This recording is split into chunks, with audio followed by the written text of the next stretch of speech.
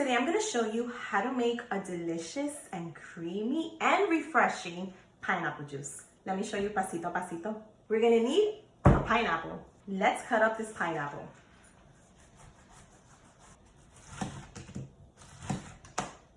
We're going to chop them up like this, and we're going to add it to our blender. We're going to add half a cup of water, and we're going to blend it.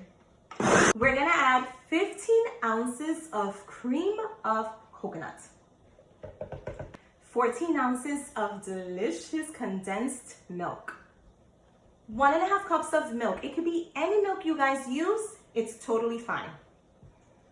We're going to blend it again. This is the way it has to look. This tastes absolutely delicious. You can even add liquor if you guys want. It tastes like piña colada. Just saying. We're gonna add a lot of ice. Let's add our pineapple creaminess. We're gonna mix this well. Our pineapple juice is done. I put a nice little pineapple leaf so it can make it look cute. Let's taste.